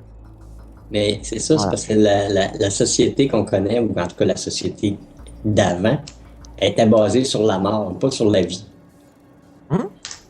Exactement. Par contre, si je peux te dire juste un truc qui m'a changé la vie, et ça c'est vraiment récent aussi, je n'ai plus de télé depuis 3 mois. Et là, je peux dire... Mais alors attendez, parce que je vais dire la même chose sur Internet. Hein. Alors riez pas tout de suite. Alors j'ai plus de télé depuis 3 mois, donc déjà, ça va beaucoup mieux. Ensuite, je check toujours mes nouvelles. J'ai une douzaine de sites où tous les matins, je check les news, pour regarder un petit peu ce qui se passe dans le monde. Mais bon, des fois, quand tu vois, un procès pour pédophilie, un tel a été relâché, il a été jugé 1 mois de sursis alors qu'il a violé 12 gosses et tout. Enfin, je veux dire, à force, ça te remet un peu de plomb comme ça dans l'aile, alors que t'étais en train de t'éveiller puis de prendre un petit peu de légèreté de la vie. Alors moi, ce que je fais de temps en temps, c'est tous les 3 semaines, je passe 6 jours sans Internet. Ah. Et ça fait du bien. Puis là, je suis reparti. Là, ça remonte les batteries, hein. Parce que je suis quand même encore une éponge. Hein. J'absorbe quand même beaucoup les émotions des autres. Hein. Mais je ne changerai pas. Je suis un hypersensible. Je le resterai toute ma vie, ça je le sais. Mais maintenant, je sais comment. Je sais mettre le thermomètre au cul. Je sais prendre ma température. Et je sais que quand je dépasse les 40, il faut que je débranche. Voilà. C'est simplement d'avoir un équilibre et une maîtrise de soi à travers ça. Là. Être hypersensible, ça peut être un don jusqu'à un certain point, mais c'est ça, faut le vivre dans l'équilibre aussi. Là. Et il faut pas en être victime, il faut l'utiliser à bon escient, puis même s'en servir quand on est équilibré avec, ça peut être une force. C'est une force. C'est une force incroyable. Plus la personne est capable de vivre ses émotions, de les comprendre ou de les maîtriser, j'aime mieux dire maîtriser, tu peux te servir de cette énergie-là pour créer des choses, puis c'est quasiment instantané. Les événements se produisent encore beaucoup plus rapidement. Il faut juste qu'au lieu d'être dans des émotions négatives, tu t'en vas dans le positif. Tu prends tout de suite le positif de la situation. Ouais. Et moi, j'ai appris aussi... j'ai eu un retour à la terre aussi, puis la méditation aussi qui m'aide pas mal aussi. Mais quand je passe une semaine sans Internet, parce que j'aime encore bien quand même être informé, je dis d'ailleurs merci à Internet. D'ailleurs, merci à l'armée américaine de nous avoir fourni cet outil. Je pense que c'est l'outil qui va se retourner contre eux. Ils l'auront pas prévu ça, mais ça va être vite dans leur gueule. Ça, ils l'ont pas vu venir. Mais bon, ça sera pour après. Mais quand j'en prends un peu trop plein la gueule par rapport aux news qui sont vraiment néfastes, j'ai déjà plus de télé, donc déjà je gère mieux les mauvaises news parce que je peux les prendre comme je veux moi par Internet. Donc si je veux faire un arrêt pendant une semaine, je jardine. Ou alors je vais en forêt avec mon petit chien et puis je me mets, je dis je fais l'amour à un arbre. Je dis ça à ma mère, elle se fend la gueule parce qu'elle me dit tu sais quand j'étais jeune je faisais ça. Mais non, mais je me mets contre un arbre, je ferme les yeux et puis je discute avec lui dans ma tête et je vais passer pour un con mais il me répond. Voilà. Mais après c'est des petites choses, c'est des petites persuasions qu'on a soi-même. Hein. Ça n'a peut-être aucun sens que ce que je dis là, mais moi c'est comme ça que je le ressens, quoi. C'est comme Nenki là, je pense dans l'émission 4, il disait, il posait la question, Nenki, c'est quand est-ce la dernière fois que t'as pris un arme dans tes bras? Ah, c'est fabuleux. Et c'est fabuleux. Hein. Moi je le vis depuis très peu de temps, ça. Hein. Donc c'est tout nouveau. Et par contre, de toute façon, quand on est capable de reconnaître la signature de la vraie lumière, de la vraie information, lumière bénéfique, lumière amour, ce signal-là, quand on arrive à le décrypter, après, il n'y a plus besoin de décodeur. Il vient dès qu'on se met en contact. Moi, au départ, je me suis forcé à aller contre un arbre. Fermer les yeux. Bon, au départ, ouais, c'est bien. Ouais, bon, fait un peu froid. Viens, Titus, on va rentrer parce que bon, c'est bien, mais bon, c'est pas confortable. Il a des écorces énormes. Le boulot là derrière moi, il me fait mal au dos. Le lendemain, ça va être une autre chose. Ou si tu veux, l'étape, ça fait mal au dos, elle disparaît. Après, le troisième jour, c'est tiens, non seulement il me fait plus mal au dos, mais j'ai l'impression qu'il essaie de me. Enfin, je sens des petits. On va dire des petits frissons dans la colonne vertébrale, enfin des petites conneries comme ça. Après ça, tu te dis bon, ça à la limite, c'est arrivé par ce moment-là, c'est une synchronicité ou c'est un hasard.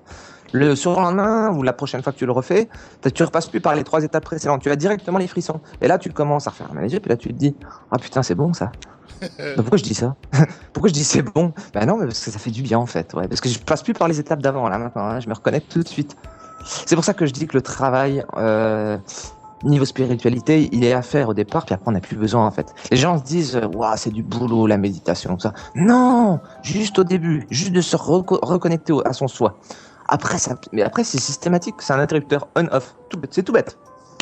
Enfin, c'est comme ça que je le conçois. Ouais. C'est en réalité ce que tu as vécu, c'est que les arbres ils t'ont réharmonisé. Puis si tu n'avais pas été hypersensible comme tu es, peut-être que tu aurais arrêté en cours de route, tu aurais dit non, je le fais plus. Mais non, étant donné que tu as une hypersensibilité, elle te disait quelque part que oui, c'est correct, fais-le encore. Ouais, c'est ça. Ouais, c'était exactement ce que je ressentais. Ça me poussait à y retourner, même si la fois d'avant, ça me faisait mal au dos, ça me faisait mal au cul, parce que le sol était dur, parce que c'était humide, j'avais froid. Mais après, tout ça, c'est quand tu fais complètement abstraction, tu t'habilles mieux, voilà. Parce que j'attends même plus qu'il fasse soleil, moi. Hein. S'il pleut pas, j'ai besoin d'y aller, j'y vais. Voilà, puis j'ai mes arbres, hein, attention. Hein. Voilà, ils ont un petit nom, il y en a certains, pas d'autres. Enfin bon, et je veux pas faire de jaloux, hein, parce qu'ils sont tous beaux. Mais il y en a certains qui sont plus puissants que d'autres. Voilà. Après, c'est les affinités qu'on a. C'est à cause des lignes telluriques. Il y a certains endroits qui sont plus puissants que d'autres au niveau énergétique, là, ça c'est sûr. Ah, c'est pas bête ça. Ouais, tu vois, j'avais pas pensé à ça. Ouais.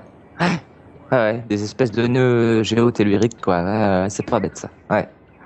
Il y a des endroits que tu arrives, tu as l'impression que tu pourrais partir à flotter, puis il y a d'autres endroits que tu as l'impression que tu te fais écraser. Ah, voilà le mot que je cherchais, flotter. Voilà, c'est ce que je ressens sur ça. Ouais, non, mais voilà, t'as carrément trouvé le truc en fait. Ouais, j'ai vraiment l'impression de flotter. Ça sert à ça l'hypersensibilité, c'est de ressentir les autres à distance. Ouais. Mais il y a une grosse part d'absorption. En fait, hypersensible, t'absorbes tout. C'est à toi d'essayer de te déresponsabiliser du mauvais. Moi, j'ai trop encaissé en fait la misère du monde par un moment. Et après, je me suis dit, bon, de toute façon, à mon niveau, j'arriverai jamais à enlever ces 15 000 enfants qui meurent de faim, les petits Africains, par jour. Ça, je pourrais pas. De toute façon, j'ai beau chialer ou pas, en regardant la téloche, demain, ça recommence. Donc, déjà, j'ai tout faux puisque je ne peux rien changer. Parce que c'est bien beau, hein, de se dire, c'est pas cool, hein, les enfants qui meurent de faim. Oui, mais je fais quoi là? Alors, soit je prends un billet d'avion, je vais là-bas à Kinshasa et puis, je vais travailler pour eux. Ou alors j'arrête de me plaindre, parce que je suis pas responsable de ça. Mais je travaille autrement, j'avance autrement, à mon niveau. Parce que je suis pas capable d'aller à Kinshasa aider les petits enfants qui meurent de faim, hein, puisque je n'ai pas c'est pas mon chemin de vie apparemment, ou je sais pas, la force mentale de faire ça, je sais pas, peut-être que je suis trop sensible pour faire ça, peut-être que j'imprégnerai trop en allant là-bas. Alors si je suis pas capable de faire ça, faut que j'arrête d'imprégner aussi, parce que je suis pas responsable de ça. À partir du moment où je me suis déresponsabilisé de cette misère-là, j'ai compris que, à mon niveau, il y a moyen de transférer, je sais pas comment, ne serait-ce que se mettre contre un arbre, de dialoguer, d'envoyer de l'énergie. Tu sais, je parle de prise de terre des fois, des amis. J'ai vraiment l'impression de me connecter à la terre en fait. D'ailleurs, en ce moment, je jardine chez des mamies, parce que je fais aussi ça. Elles me disent, vous allez faire un arroseraie, je vous ai préparé les gants. Ah non, non, pas de gants, madame, vous savez très bien. Ah non, non, non, je m'en fous, je me pique les mains, mais c'est pas grave. Pas de gants, surtout pas de gants. Les mains dans la terre, mais le soir, j'ai l'impression d'avoir fumé des pètes. Des pètes, chez nous, c'est des pétards. Hein. Du pot, comme dit chez vous. Voilà. Et je reviens chez moi, j'ai l'impression d'avoir fumé des joints, quoi. On avait compris. Voilà, tu vois, sans avoir besoin de le faire. Enfin, non, mais voilà. C'est que le début. Pour expliquer un peu plus, Ludo, quand tu dis qu'on n'est pas responsable de ce qui se passe ailleurs sur la planète, donc il y a des gens qui meurent, à un certain niveau énergétique, oui. Parce que quand on écoute des nouvelles, puis on regarde ça, puis on est tout attristé de ça, on envoie justement de l'énergie qui va nourrir ces égrégores-là. Par contre, quand on prend la nouvelle... Quand on prend la nouvelle, OK, on la transfère, puis dans notre tête, on dit, bon, OK, moi, ces gens-là, je leur envoie plein de lumière autour d'eux autres, puis que la situation change. Ben, si on est 1 million qui fait ça, je te garantis que l'énergie, elle va y aller, puis elle va changer la situation.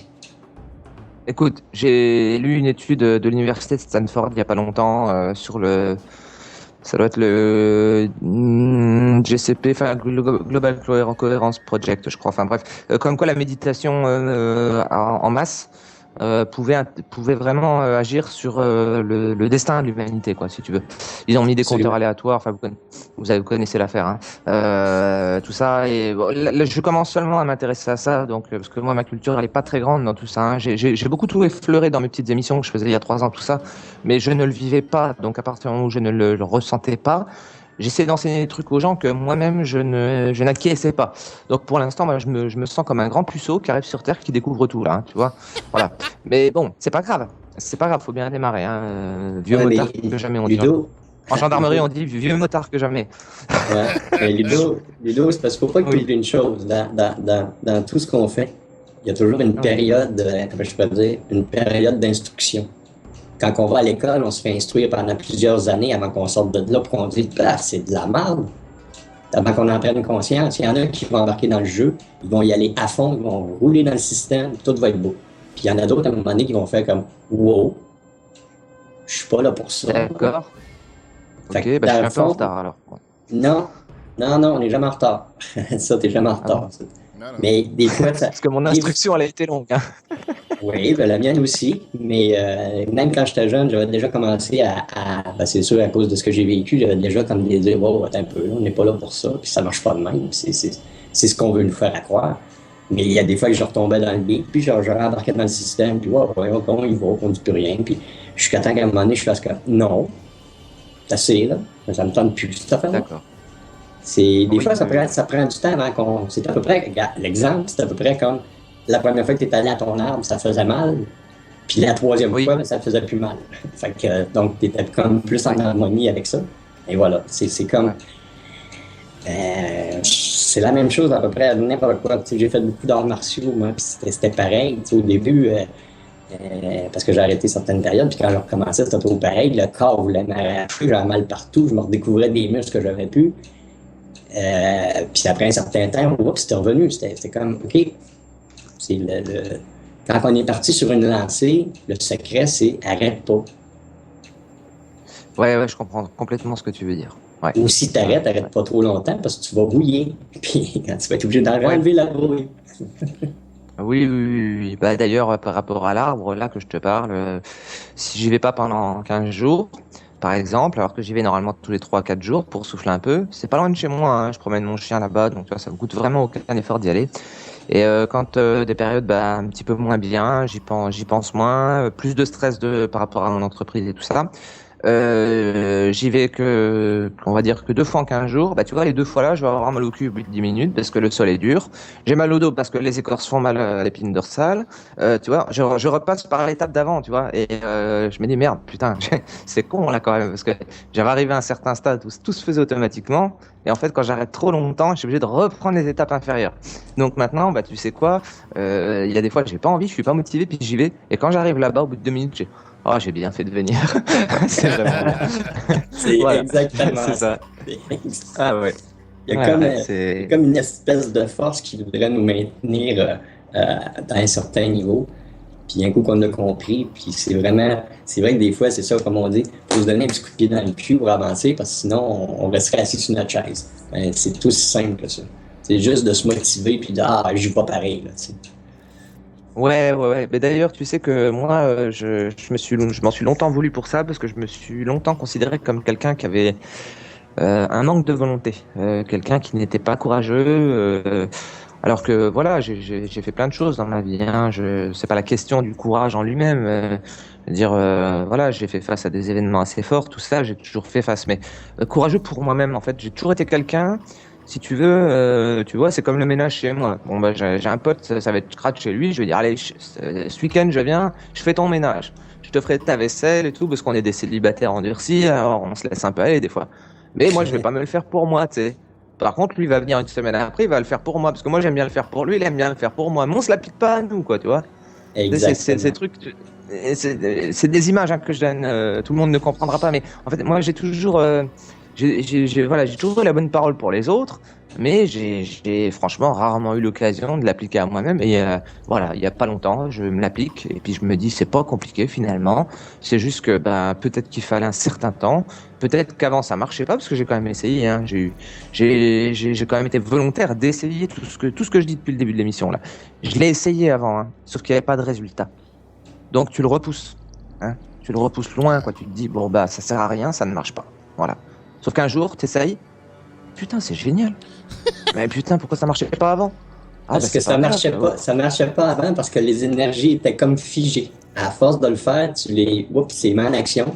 Des fois, ça prend un petit peu de temps avant que ça paraisse. Tu les mets en action une deuxième fois, une troisième fois, puis à un moment donné, c'est parti. Pouf! Ouais.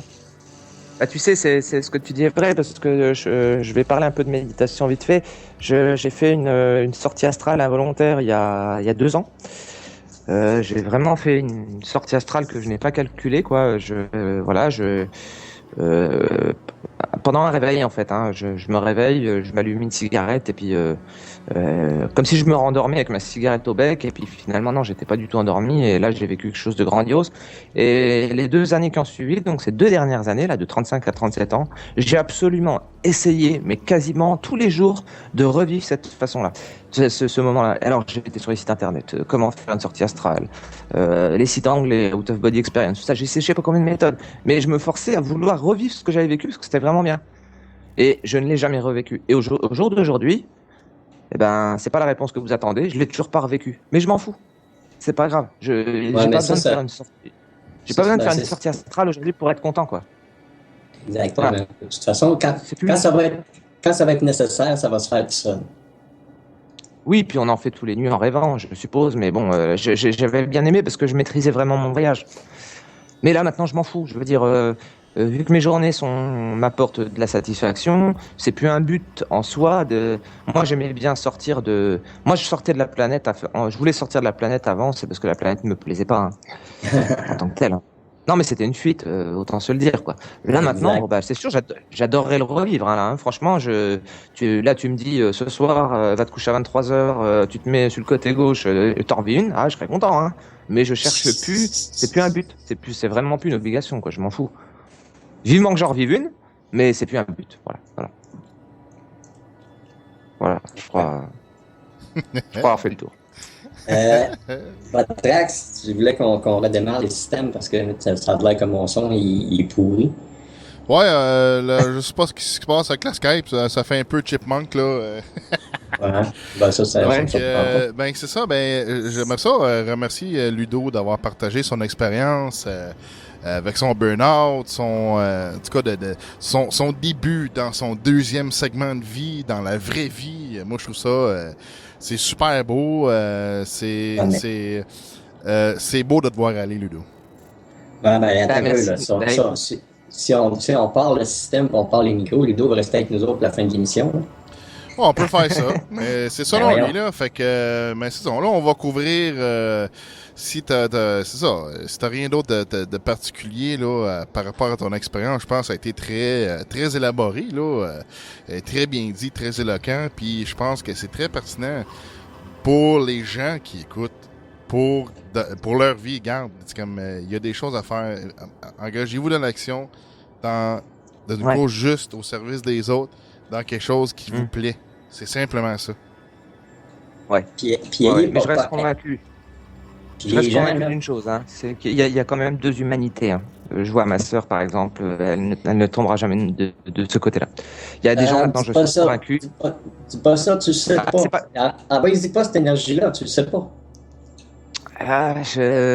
Écoute, c'est comme une conviction personnelle. Maintenant, mais Ludo, si je t'avais connu pendant le temps que tu faisais ton triple puis tu faisais de l'argent à Conflict, je t'aurais regardé et j'aurais dit la même affaire de toi, tu sais.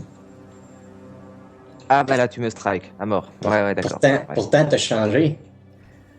Ouais, mais j'étais déjà sensible. Ouais, mais c'est pas grave, ça. Ouais. Attends, tu sais, faut pas oublier une chose. Il y a plusieurs personnes qui se cachent de leur sensibilité parce qu'ils prennent ça pour une faiblesse. Puis des fois, quand ils sont tout seuls, ils pleurent tout seuls dans le coin. Ouais. Juste pour pas montrer qu'ils ont cette faiblesse-là. C'est un masque. Oublie pas ça, là. T'as peut-être vu le masque de ta sœur, puis c'est tout ce que t'as vu. Vous accrochez pas à la théorie de deux humanités, hein? Non. D'accord. Ok. Ouais, à moins que tu me dises. Je me renseigne là-dessus. Je me renseigne là-dessus en ce moment, c'est tout. Je dis ce que je ressens. J'aurais peut-être changé d'avis plus tard, je sais pas, mais c'est l'impression que ça me donne parce que c'est Alors, par contre, je te parle de gens avec du recul, hein, sur des années, même des décennies. Hein. Je te parle pas de gens qui sont dans une mauvaise passade, machin. Je te parle de gens qui sont des proches où c'est même déjà très difficile à accepter que ces proches-là. Que ça soit ta famille très très proche, que tu ne peux plus communiquer avec eux alors que tu as connu une enfance vraiment fusionnelle. C'est pour ça que tu as peut-être raison, parce qu'il y a une enfance fusionnelle. Et oui, tu as peut-être raison finalement. Oui. Bon, peut-être que je vais un peu vite en besogne. Ludo, quand la prochaine fois que tu vas aller t'accoter sur ton arbre, là, tu penseras à ces gens-là, là, puis tu regarderas ça, voir comme s'ils n'ont pas été tes professeurs pour t'enseigner quelque chose. Ouais. Pour te faire prendre conscience de quelque chose, puis t'as fini par en prendre conscience. Les autres aussi, à un moment donné, vont avoir le professeur. Fais-toi-en pas. Ouais. Ça veut pas dire que les autres ils ont fini leur processus ou leur chemin de vie, là. Puis ça veut pas dire... Ça se peut, là, qu'ils changent pas, là. Mais, ça veut pas dire qu'ils changeront pas non plus. Ils vont vivre... Tout le monde est différent. Tout est juste et parfait dans l'expérience. Ces personnes-là, ils vont vivre ce qu'ils ont besoin de vivre dans la façon. Si pour toi, ça a été un burn-out, les autres, ils vont le vivre d'une autre façon.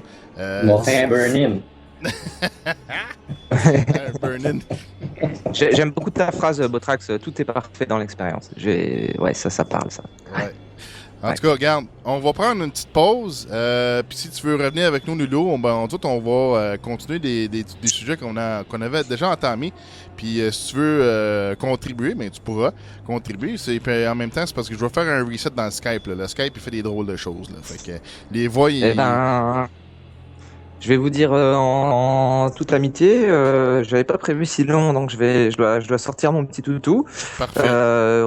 On n'avait pas prévu si long, mais c'est un grand plaisir que de vous avoir parlé, enfin tout simplement, ouais, puis de l'impression d'être surtout compris, quoi. Ça fait vraiment du bien, et puis de m'avoir accueilli parce que vous êtes hyper chaleureux comme d'hab, hein, de toute façon. Mais les Québécois, vous avez quelque chose de très subtil que voilà, on a dû vous le dire, hein, les Français vous le disent souvent, je suis certain. Ça.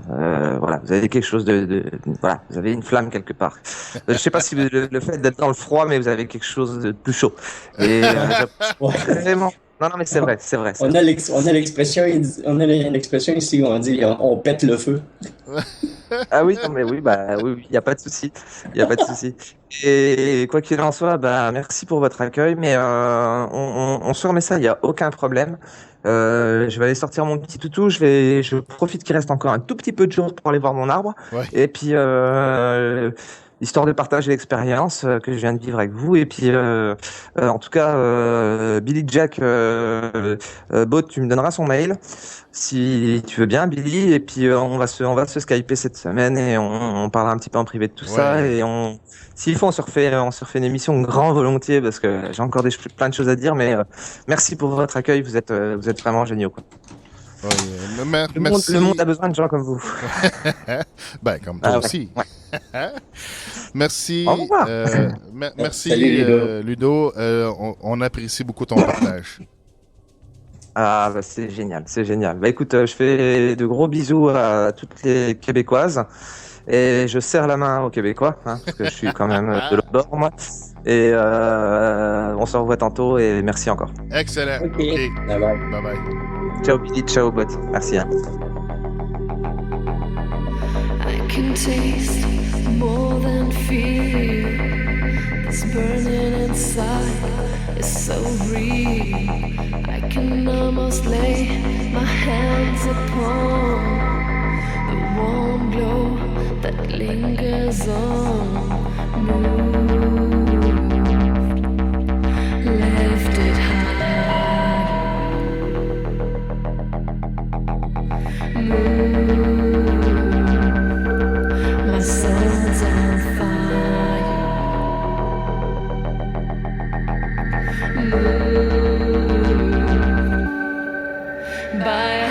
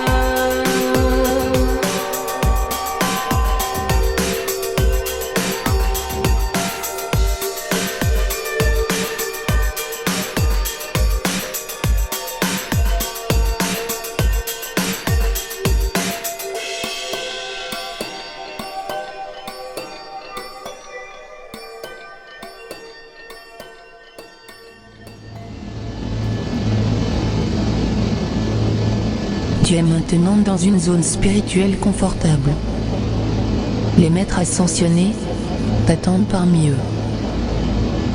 Ton âme baigne dans une joie et une sagesse infinie.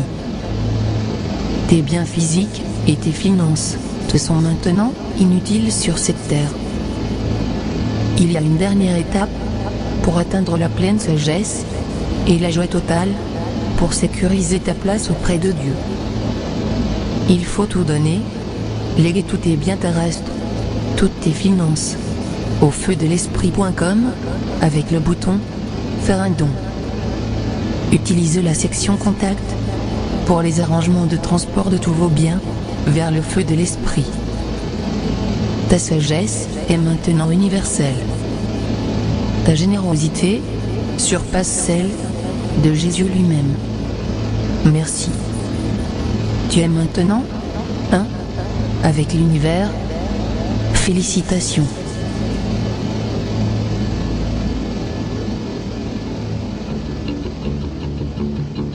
Plusieurs façons sont disponibles pour être informé des nouvelles émissions du Feu de l'Esprit. Sur notre site internet, feudelesprit.com, entrez une adresse email pour être notifié des nouvelles émissions. Nous sommes sur facebook.com/feu esprit. Sur twitter.com/feu de l'esprit. Dans l'application iTunes sur ordinateur, ou dans l'application de podcast sur iPod et iPhone, faire une recherche pour Feu, Esprit, ou suivre le lien vers iTunes sur feudelesprit.com. Le flux RSS des émissions se retrouve sur feudelesprit.com/podcast. Sur podcloud.fr, sur YouTube, sur Stitcher, sur Mixcloud, sur podcaster.fr, sur podfeed.net, podcast.de. Nous sommes aussi sur la station radioh2o.ca. Tous les liens se retrouvent sur feudelesprit.com. Bon, ben, on est revenu. Merci, Ludo, pour ton partage. Je sais pas pour toi, Billy Jack, mais un témoignage comme ça, moi, je trouve que c'est un cadeau du ciel. Oui, absolument, parce qu'on n'entend pas souvent parler. Puis quand il y a une personne qui a le courage de nous raconter ça, je trouve ça génial, parce que je sais qu'il y a plein de gens qui le vivent, mais qu'ils n'ont pas la possibilité ou la plateforme médiatique pour en parler. Tu vois qu'on a encore notre utilité sur Internet, nous autres. Oui, mais tu sais, je fais pas exprès pour essayer de faire une virée là, sur des invités qui ont fait des burn-out. Là. C'est pas on avait Laurent dans l'épisode 13, dans l'émission 13, puis là on avait Ludo qui tu sais. Puis, tu sais, moi-même aussi, tu sais, c'est pas que j'essaie de faire une tournée des gens qui ont fait des burn-out, là. C'est pas ça du tout, c'est juste que c'est un ado comme ça, là. mais il y a un message, il y a une leçon à apprendre de tout ça. C'est parce que quand on fait un burn-out, c'est parce que on fait pas ce qu'on devrait faire, tu sais. Ouais, mais fais-toi-en pas. De toute façon, le prochain, là, peut-être qu'un jour, moi, je raconterai mon burn-in. Fait que tu vois, ça va faire le changement. Ça fait des burn-out, des burn-in. tu vas être le feu de l'esprit.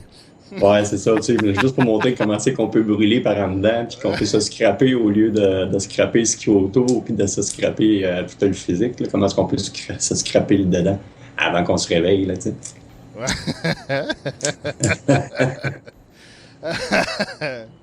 Ouais, ben, tu vois, regarde, je sais pas pourquoi on dirait que l'univers conspire à ce que je parle pas de mon sujet que je voulais parler.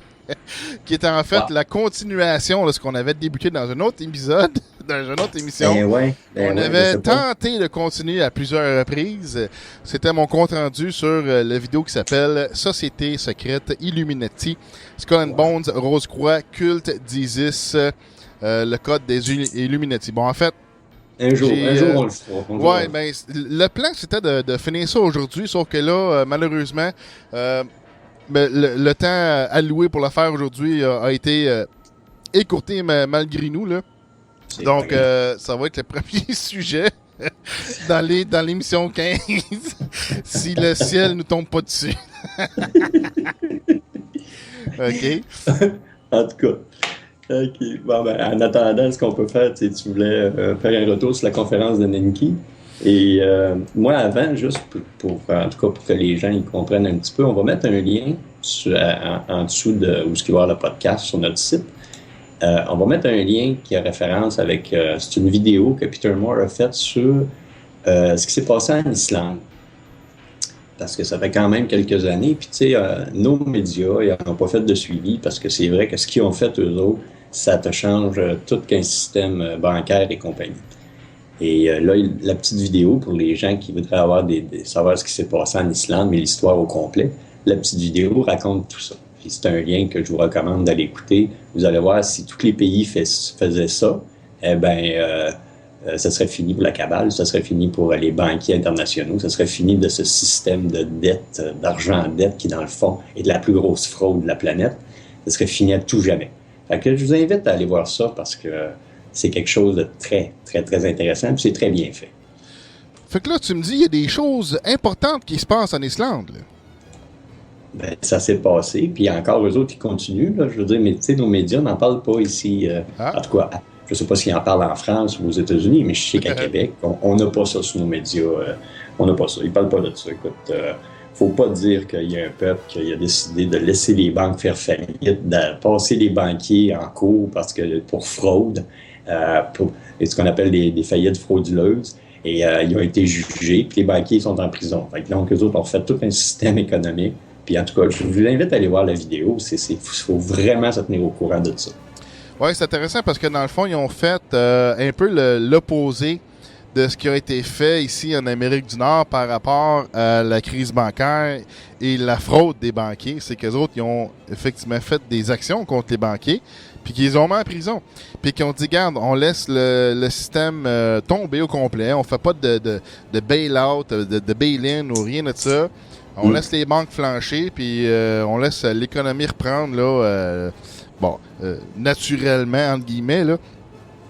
De son cours normal, en fait. On fait pas d'interventionnisme. On laisse, regarde, c'était dû pour planter, on l'a laissé planter, on a mis en tôle les personnes responsables, on continue. Oui, puis après, c'est ça s'arrête pas là. Parce qu'après qu'ils aient fait ça avec les banquiers, ce qu'ils ont fait démissionner le gouvernement. Oui. Parce qu'ils étaient corrompus. Fait qu'ils ont fait démissionner le gouvernement. Parce que là, c'est ça, les autres avaient une dette. Puis je me dis, c'est quoi? Allez voir la vidéo, je vous le dis, parce que là, ça va être trop long, puis on va déborder. Tu feras pas ton retour sur la conférence à Nenki. En fait, la vidéo s'appelle « Pourquoi aucune nouvelle de l'Islande 2 ans plus tard », quelque chose comme ça. Exact. En tout cas, on va voir le vidéo va être en lien dans l'émission, là, sur le site web feudelesprit.com pour l'émission 14 du 21 mars 2015. De toute façon, on va revenir sur l'Islande dans le prochain podcast. Oui. Puis d'ailleurs, c'est pas potentiellement un vidéo qu'on pourrait en faire un compte-rendu, en fait. Là. Mm-hmm. Fait que très intéressant. Fait que, tu vois, il y a des choses importantes qui se passent, mais les médias nous servent pas. Ils sont pas à notre service. Ils sont pas à notre service dans une cause juste. Comme Ludo. Qu'est-ce que tu veux que je te dise? C'est pas moi qui est actionnaire des médias ici. Hein? Ce serait intéressant d'aller voir qui c'est qui est actionnaire de nos médias. Ah, ben on se rend compte, là, si on fait l'examination de tous les propriétaires de tout ce qui est médias, ben on se retrouve ultimement, il y a à peu près 6 corporations qui possèdent toutes les affaires, tous les médias possibles. Mm-hmm. C'est fou, hein? Eh oui. Puis qui sont les actionnaires des corporations? Ah, ben là, ça... Tu vas retrouver pas mal souvent les mêmes familles ou ben des compagnies à numéros qui appartiennent aux mêmes familles. Puis... Ouais, c'est ça. On va avoir bien des intérêts étrangers là-dedans. Là. Ah ouais, il pourrait y avoir toute une enquête de police faite là-dessus. Ouais, mais tu sais, quand tu comprends qu'il y a juste 6 corporations qui possèdent toutes les en tout cas, j'allais dire les outlets de médias, mais tout ce qui s'appelle médias, tu sais, on peut facilement avoir l'idée qu'on a des conflits d'intérêts et un manque de compétition aussi, là, tu sais. Et ça devient plus facile. Ouais, ça devient plus facile de pousser une idée s'il y a juste 6 têtes là, qui contrôlent tout ça. Donc, une petite réflexion pour vous autres, là. Eh oui. Bon, parfait. L'Islande, peut-être, ouais. La conférence de Nenki, 21 février 2015 à Montréal, j'ai participé. On était environ une 50aine de personnes. C'était très, très agréable. C'est le style habituel à Nenki. Il avait parlé des sujets dans l'émission numéro 12 du Feu de l'Esprit, là. Et maintenant, il est rendu en France, donc il se sent bien entouré. En tout cas, c'était écrit sur sa page web. Il se sent bien heureux, bien entouré des personnes là en France. Et là, il va continuer à faire une tournée de conférences en France là-bas. Là. Et ici à Montréal, ouais, c'était très bien. Là. C'était pas super énorme comme foule, une cinquantaine de personnes. Puis tu vois, au fur et à mesure que la conférence s'est avancée, on a eu des interrogations, des questions, tu sais, puis à un certain point, la conférence est devenue plus un échange.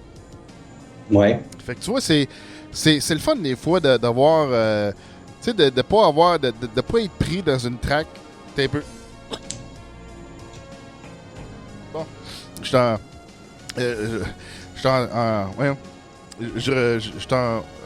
recouvrement d'une grippe. Je suis en train de recouvrir d'une grippe, mais je tousse encore un peu. Là, je me rends compte que... Prends un peu de la vitamine C en poudre, mon ami. Ouais. J'en prends une coupe de patente, là. Bon. Fait que c'est ça, c'est que la conférence, ultimement, ça s'est un peu transformé en échange, en partage. Mm-hmm. Puis c'est le fun de ne pas être pris dans une voie fixe, qu'on puisse dévier des fois de la voie fixée, puis justement suivre le feu de l'esprit, puis d'être fluide. Suivre l'énergie puis le mouvement, mon ami. Ouais, c'est ça. Puis il y avait une annonce intéressante d'un ami amérindien, autochtone ici au Québec, qui a fait une annonce. Il dit apparemment que les Autochtones d'ici, en Amérique du Nord, en tout cas Québec, Canada, ils ont fait une annonce officielle envers le gouvernement québécois et canadien, leur disant que ils sont pas satisfaits de la façon qu'ils gèrent l'immigration et entre autres, ils ne sont pas d'accord pour autoriser les personnes qui sont friands ou en support de la charia pour qu'ils s'implantent ici au Québec ou au Canada. Et donc, les Autochtones, les Indiens, les natifs de notre terre ici, les Premières Nations. Les Premières Nations, vu que c'est effectivement eux qui possèdent les terres pour de vrai, légalement, ben, leur annonce a été au gouvernement fédéral et provincial québécois, leur disant qu'on vous enlève le droit de procéder ou de gérer l'immigration. Donc, nous sommes les seuls responsables de l'immigration. Et votre permis ou votre droit de gérer l'immigration est révoqué. Donc, fait que tu vois, on a les vrais stewards de la terre ici qui se mettent en place. Bon, je sais pas à quel point que ça va, que le gouvernement fédéral ou provincial vont accepter ou, tu sais, dans le sens que qui vont agir en conséquence selon ce que les Premières Nations dictent, là, tu sais. Tu vois, ben, puis ça, tu vois, ça, c'est une autre affaire qui passe pas dans les médias. T'as remarqué, ça, ils couvrent pas ça, les médias, ils disent pas ça parce que, écoute, attends un petit peu, là. Hein? Puis il y a une autre affaire qu'ils n'ont pas dit non plus. C'est il y a pas longtemps, je pense, ça fait quelques mois qu'il y a eu un procès où la population, en tout cas, avait fait un procès contre la Banque centrale du Canada. Oui. Puis, tu sais, ils ont gagné. Et le juge, en tout cas, comme de quoi, il a annulé la loi, comment est-ce qu'elle s'appelle? La loi des Rothschild. Puis là, ça fait tout qu'un changement au niveau économique.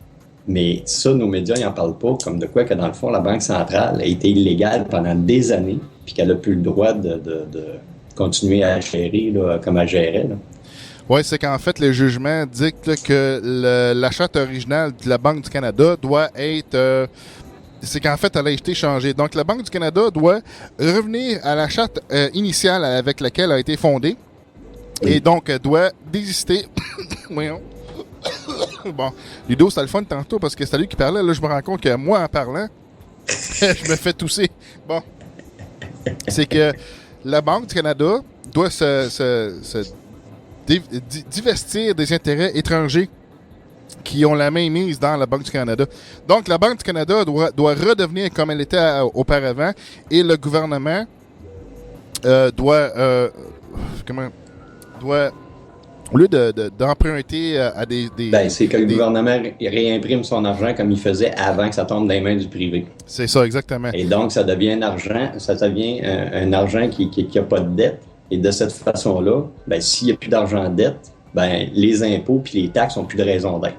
C'est ça. Puis ça, c'est un jugement, là, donc, tant qu'à moi, c'est massif comme implication et comme répercussion. Mais, tu sais, que les médias en parlent pas, je trouve ça vraiment...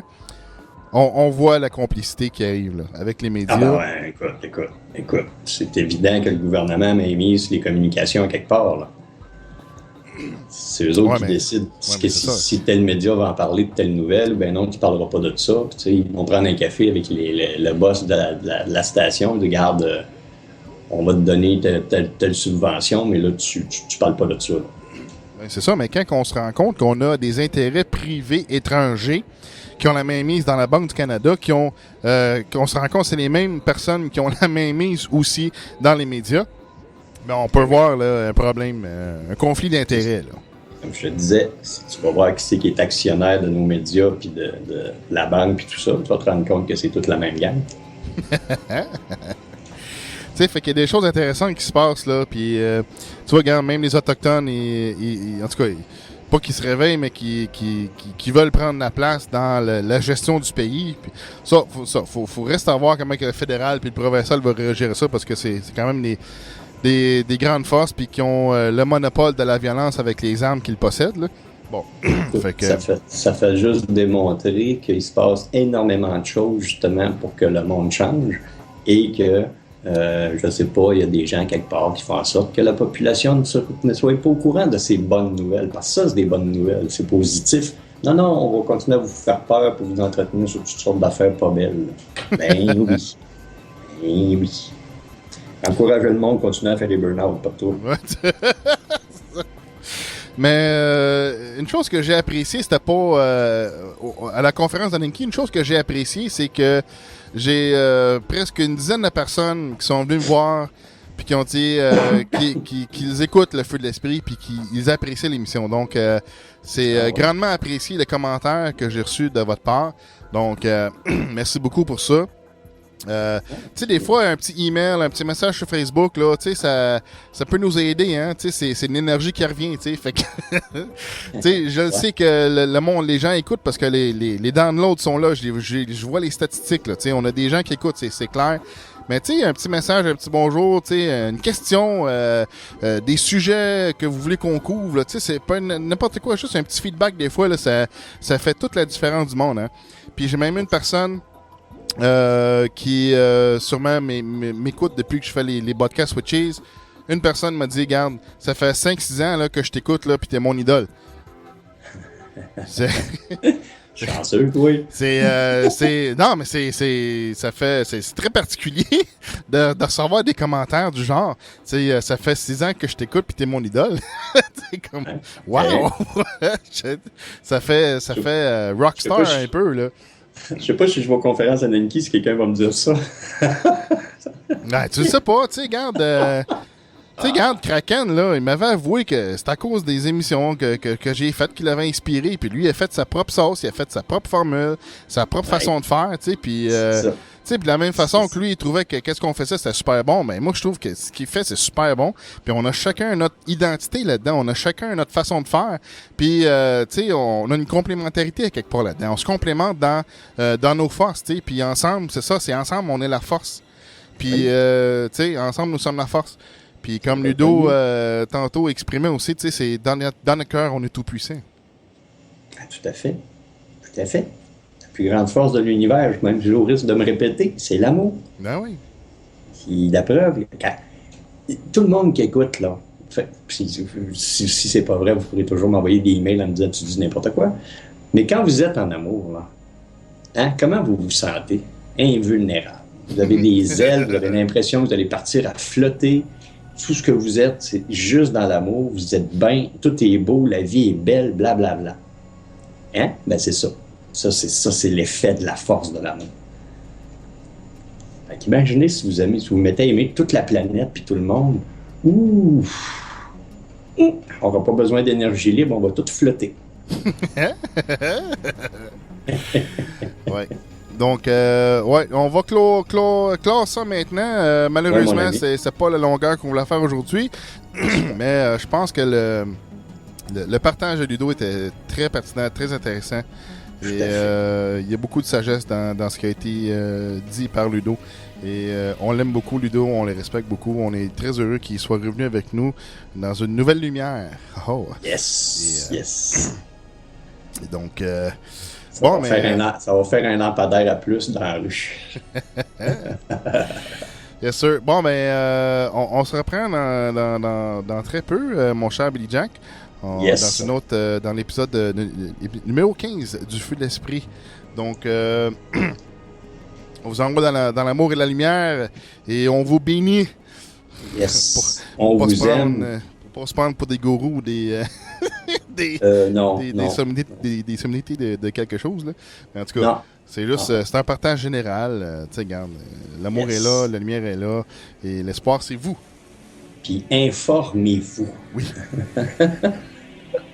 On vous aime, portez-vous bien. Fait que là-dessus, mon ami, je te souhaite une belle soirée. Yes, à toi aussi, Billy Jack, et à la prochaine. Bye bye. Ciao.